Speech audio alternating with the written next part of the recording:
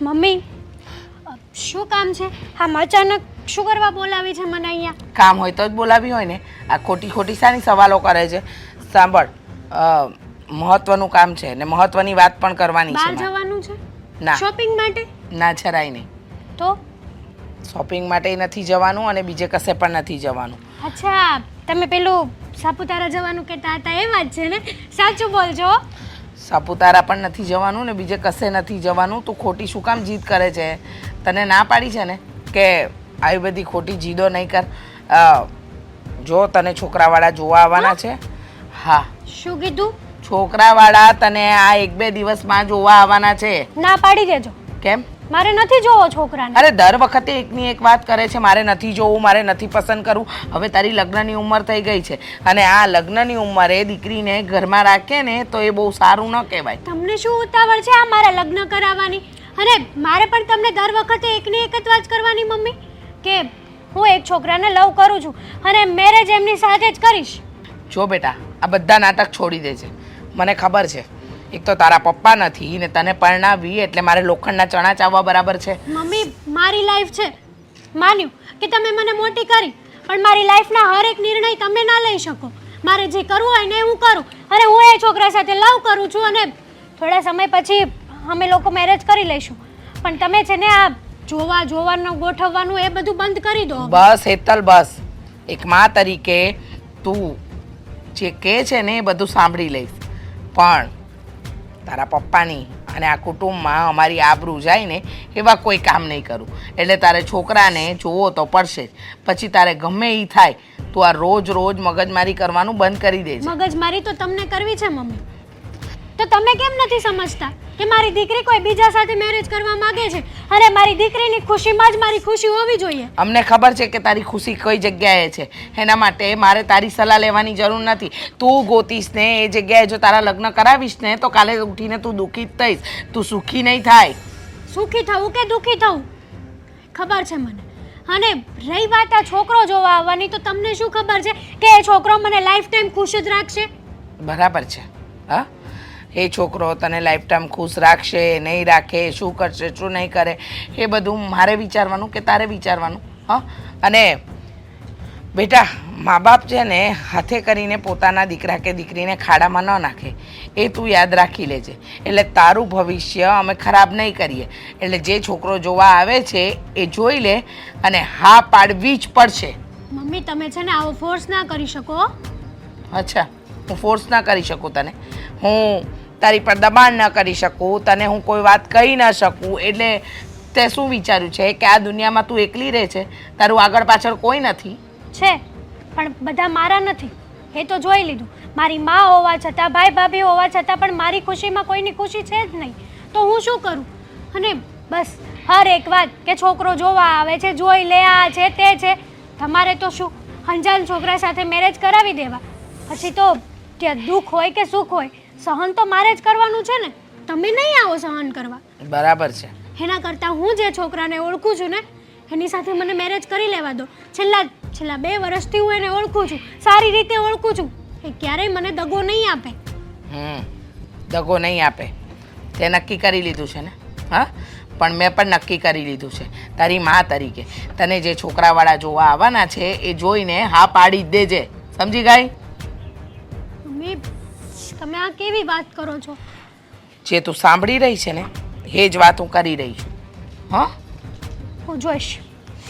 જોવો બેટા, તમે કહ્યું ને એ પ્રમાણે મારી બધી વાત હેતલ સાથે થઈ ગઈ છે. આ તમારા પપ્પાને અને તમારા ભાઈને બંનેને બોલાવી જ લ્યો. જુઓ, તમે બોલાવશો, જોશે તો વાત આગળ વધશે ને. કારણ કે જે સમયે તમારા લગ્ન થયા એ સમયે હેતલ અહીંયા આવી નહોતી શકી, એને એક્ઝામ ચાલતી હતી, એટલે તમારા ભાઈ સાથે તો એની મુલાકાત જ નથી થઈ. અને એટલા માટે જ તો એને તમારા ભાઈને જોયો નથી. તો એને કેમ ખબર પડે કે કઈ રીતે એની સાથે ઓળખાણ કરશે, એની સાથે મળશે અને કદાચ વાત આગળ વધી જાય. આટલી વખત તો એને ના જ પાડી છે, પણ મને આ વખતે કેમ એમ લાગે છે કે એ હા પાડશે. ખબર નહીં, પણ તમને તો ખબર છે ને હેતલબેનનો સ્વભાવ કેવો છે. એમની મરજી વિરુદ્ધનું કાંઈ કર્યું હોય ને તો તરત રાડો નાખવા મળે છે. તમે સરખી એમની સાથે વાત તો કરી છે ને? છોકરો કોણ છે કહી દીધું છે ને? ના, એવી કોઈ ચોખવટ નથી કરી. મમ્મી કહી દેવું જોઈતું હતું ને. તમને ખબર છે પાછળથી ખબર પડશે ને તો રાડો નાખશે. જો બેટા, મને ખબર છે કે આ બધું જે થઈ રહ્યું છે એમાં તમને એક વાતનો ડર છે કે કદાચ એને નાટક કર્યું તો, હા, કદાચ હેતલે કોઈક નખરા કર્યા તો, આ બધી વાતનો ડર છે ને? ના, ડર એ વાતનો છે કે મારા પપ્પા અને ભાઈ બંને આવશે અને એની સામે ગમે તેમ બોલી ગયા ને તો મને જરાય નહીં ગમે. અરે હેતલબેનનું કાંઈ નક્કી નથી હોતું. ખાલી ખોટું ન બોલવાનું બોલી ગયા ને મારા પપ્પાનું કે મારા ભાઈનું અપમાન કર્યું તો? તમે જરાય ચિંતા નહીં કરો, હું બેઠી છું ને, હું બધું સંભાળી લઈશ. મેં એની સાથે બધી વાત કરી લીધી છે અને મને એમ લાગે છે કે એ આ વખતે કોઈ મગજમારી નહીં કરે. એ પ્રેમથી તમારા ભાઈ અને પપ્પાને મળી લેશે, કારણ કે મેં એને કીધું છે કે આ ઘરની ઇજ્જત હવે એના હાથમાં છે. એ 2 વર્ષથી જે આપણને ના પાડે છે લગ્ન કરવાની, કે મારે લગ્ન નથી કરવા, એ વાતને હવે એ ઝૂંટલાવી નહીં શકે. મમ્મી એવું તો નથી ને કે બેનબા કોઈ બીજાને પ્રેમ કરતા હોય એટલે ના પાડતા હોય? તમે વાત જાણવાની કોશિશ કરી? હા, એણે કહ્યું એ કોઈને પ્રેમ કરે છે. હવે એ કોણ છે, શું છે, શું નહીં, એ આપણને ખબર નથી. અને આજકાલના જવાનિયાઓના પ્રેમ તમને તો ખબર જ છે ને, એ પ્રેમ નહીં. મને ખબર છે મમ્મી, આજકાલના જવાનિયાના પ્રેમ મને ખબર છે, પણ તમે વિચાર તો કરો. હવે બેનબા કોઈ બીજાને પ્રેમ કરે છે તો એ મારા ભાઈ સાથે ખુશ કેવી રીતે રહેશે? અરે મને નથી લાગતું કે એને જે પસંદ કર્યું હશે એ વ્યક્તિ બરાબર હશે, અને હું એની પસંદ જોવા પણ નથી માંગતી.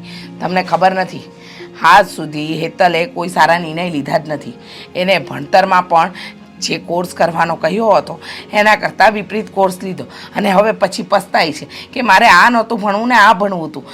તમે વિચાર કરો કે જે વ્યક્તિ પોતાના ફ્યુચર માટે, પોતાના ભણતર માટે જો સારું ન વિચારી શકતી હોય તો એ વ્યક્તિ બીજું તો શું વિચારી શકે? તમે કલ્પના તો કરો. ઠીક છે, હું પપ્પાને અને ભાઈને કહી દઈશ કે કાલે આવી જાય. હું એ લોકોને ખોટું નહીં કહું, કારણ કે એ લોકો તો સમજદાર છે, સમજી જશે. પણ મમ્મી એવું ના થાય કે પુલમાંથી ચૂલમાં પડીએ. હા, ડર એ વાતનો તો છે જ કે હજી મને મારી હેતલ ઉપર પૂરેપૂરો ભરોસો નથી, પણ એક વિશ્વાસ પણ છે કે આ વખતે કંઈ ખોટું નહીં થાય. કારણ કે હવે એને ખબર પડી ગઈ છે કે જો એને ખોટી જીત કરીને તો એના લગ્ન જબરજસ્તી કરાવવામાં આવશે. એના કરતાં એને પસંદગીનો છોકરો, આપણે થોપી નથી દેવું તમારા ભાઈ ઉપર, પણ એકવાર જોશે ને તો મને વિશ્વાસ છે તમારો ભાઈ હોશિયાર છે, દેખાવડો છે, ભણેલો ગણેલો છે, એટલે ના તો નહીં જ પાડે. મારા ભાઈની તો કંઈ ઉપાધિ જ નથી, તમે જરાય ટેન્શન ના લેતા. મારો ભાઈ છે ને, એને હું કે મારા પપ્પા કંઈ પણ કહીએ ને તો તરત માની જાય. અમારાથી વધારે એને આ દુનિયામાં કંઈ જ નથી. અને બેન બાજુ ત્યાં લગ્ન કરીને જશે ને તો ખુશ જ રહેશે. હા, વિશ્વાસ તો છે મને કે તમારા ઘરની વહુ બનશે ને તો એ ખુશ જ રહેશે. પણ હવે તો એના નસીબ, કે એના નસીબમાં શું લખ્યું છે. આપણે તો એનું નસીબ સારું બનાવવાની કોશિશ કરી રહ્યા છીએ, પણ આગળ શું થશે એ મારો રામ જાણે. ચાલો હવે ટેન્શન મૂકો અને તૈયારી ચાલુ કરો. કાલે છોકરો પણ જોવા આવવાનો છે અને તમારા વેવાણ પણ. પપ્પા, તમે કંઈક કહી રહ્યા હતા કે જરૂરી કામ છે. બોલો ને, શું જરૂરી કામ છે? કઈ નહીં બેટા, તારું જરૂરી કામ પહેલા પૂરું કરી દે ને. હું તો હવે નવરો જ છું ભાઈ, 5-10 મિનિટ બેસું છું તો તારું કામ પતાવી દે, પછી આપણે વાત કરીએ. બસ હવે પતી જ ગયું છે પપ્પા, પતી જ ગયું છે. ચલો, મારું કામ તો ડન થઈ ગયું. હા, ઓર્ડર આવ્યા હતા. હા, જો ઓર્ડરને રિસીવ ના કરું ને તો પાછા અહીંયાના શેઠ આવીને મને ખીજાશે અને કહે છે કે અહીંયા જેને કામ કરવા માટે રાખ્યા છે, વાતો કરવા માટે નહીં. બેટા, આ કામ બી ઇમ્પોર્ટન્ટ છે અને હું જે કામ કહેવા આવ્યો છું ને તને એ પણ ઇમ્પોર્ટન્ટ છે. તો બોલો ને પપ્પા, એવું તે વળી કયું કામ છે કે જે મારે પૂરું કરવાનું છે? બેટા, તારી બેનનો ફોન આવ્યો હતો અને એવું કહેતી હતી કે પપ્પા તમે ભાઈને લઈને આવો, મારી નણંદના લગ્ન કરવાના છે, તો તમે જોઈ જાઓ અને આપણે જોણ ગોઠવી દઈએ અને પછી એકબીજાને પસંદ પડે તો આપણે લગ્ન કરી દઈએ. એક મિનિટ. એટલે બહેનની નણંદ? હા, અરે પપ્પા જરા વિચાર તો કરો. અરે કેટલી એટીટ્યુડ વાળી છોકરી છે, ભણેલી ગણેલી છે. હવે એ છોકરી ક્યારેય પણ મને પસંદ નહીં કરે. અને હું રહ્યો સામાન્ય આ એક નાનકડી અમથી આ દુકાન જેવું સંભાળું છું. હા જુઓ પપ્પા, આ તમે જે વાત કરો છો ને એ પ્રેક્ટિકલી નથી. અરે બેટા તું કેટલો દેખાવડો છે ને કેટલો સુંદર દેખાય છે એ તો જો તું, તારો ચહેરો તો જો. આવો છોકરો એને ક્યારે મળશે નહીં એ તને ખબર છે? સુંદર તો એ પણ છે ને પપ્પા. હા અરે તો અને શું થઈ? સુંદર દેખાવ સાથે એ નહીં ચાલે. હું ઓળખું છું. હા ઘણી બધી વખત આપણે કામે પ્રસંગે ભેગા થયા હોય ને ત્યારે મેં જોયું છે એનું નેચર અને કેવી રીતના એ વાત કરે છે, એટલે બહુ સારી રીતે વાકેફ છું પપ્પા. છો એટલે એ છોકરી ક્યારેય પણ આપણા જેવાના ઘરમાં તો સેટ નહીં જ થઈ શકે. જો બેટા લક્ષ્મી આવતી હોય ને તો મોઢું ધોવા નહીં જવાય, સમજી લેજે. અને બીજી એક વાત કે તારી બેને બહુ એકદમ શાંતિથી મને સમજાવ્યું છે કે પપ્પા તમે ભાઈ ના નહીં પડે, તમે ધ્યાન રાખજો એનું. અને બીજી એક વાત બેટા કે આપણા સમાજમાં દીકરીઓ મળે છે ક્યાં? આ તો તારી બેન સારી છે કે આપણામાં પડે છે, તારામાં ને મારામાં તો આ ગોઠવાય છે. હજી ક્યાં ગોઠવાઈ ગયું છે? પણ આપણે જોવામાં જાય શું ભાઈ? શાયદ છે પપ્પા. અરે જો હું છે ને લાઈફમાં એવી છોકરી ડિઝર્વ કરું છું કે જે છોકરી મને સપોર્ટ કરે, આપણું ઘર સાચવી લે.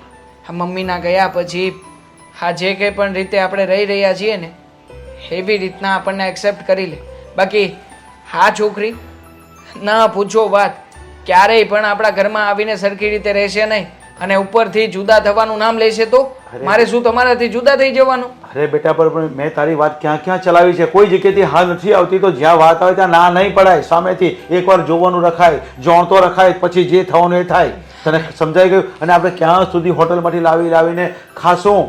કોઈક તો ઘરમાં જોઈએ કે નહીં? હવે જો પપ્પા, હા સામે ચાલીને કોઈ વાત ચલાવી રહ્યું છે અને એ પણ એવી છોકરીની વાત આવી રહી છે કે જેનામાં એટીટ્યુડની કોઈ કમી નથી, આ પાવર તો પોતે મૂકે એવી નથી, તો નક્કી આ દાળમાં કંઈક કાળું તો હશે જ, તો જ વાત આવે, નકર વાત ના આવે.